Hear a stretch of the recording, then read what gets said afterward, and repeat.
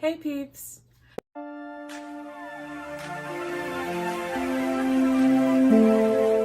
today we are going to be talking about Hoya polyneura, also known as fishtail Hoya. It is one of the trendy plants right now. Everybody is looking for one. So I'm here to tell you about the care. Some background info about Hoya polyneura is that it comes from the family Apiaceae. It's in the genus of Hoya, of course, and it was collected by J.D. Hooker, Joseph Dalton Hooker, and it was found in parts of China, Tibet, and India. Once you get this Hoya, probably most likely in the mail, or if you have a friend that will give you a cutting, first you will need to know how to root it. Now, I have rooted this plant in many types of mediums such as leca, moss, and soil. But I have none of the examples to show you today because I've either given them away or sold them. But it is a pretty easy Hoya to root. What I do is, for example, this node right here is without a leaf. So I would probably cut under the node, as you can see, but also Hoyas have these little, I would call them secondary nodes.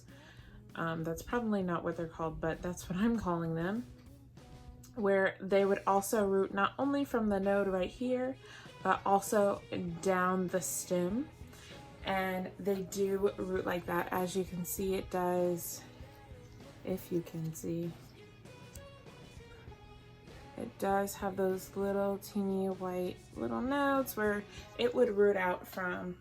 But if you have it in soil, just take the stem and stick it in soil, leave it alone. Make sure it doesn't dry out too much, but for the most part, yeah, leave it alone and it will root for you. This is a pretty easygoing Hoya. This Hoya doesn't like to necessarily dry out as much as the other Hoyas. Don't let it get bone dry, but don't let it stay moist. I would say on a moisture meter, get it to 3, let it dry out to 3.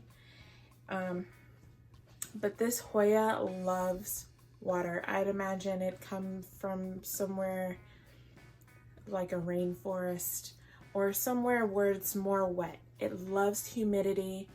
I personally keep my room at 80 to 60% humidity at all times.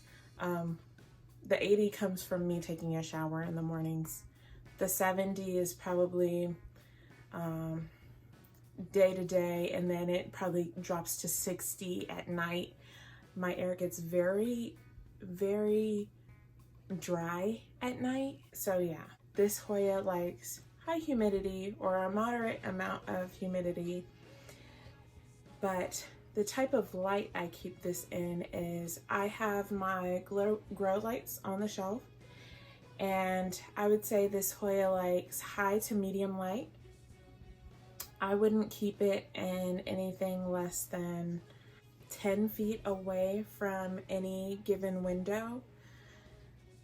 But this Hoya does require light. So if you don't put it in a dark corner, it's not gonna do well. It will stay wet for too long. Even though I did say it likes moisture, it still needs to dry out within a certain amount of time to be healthy. But other than that, you're golden. This Hoya has been growing like crazy for me. It has new grow points literally everywhere. Look at the baby. That's what the baby looks like. Yeah. Super stinking cute. If you're a chronic overwaterer, I would put this in a very airy mixture. I personally have my Hoya polyneura in a ceramic pot to keep in the moisture so I don't have to water it as much.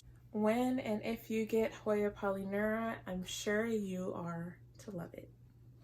I wasn't able to find much written data on the internet. What I just told you was what I was able to find and come across.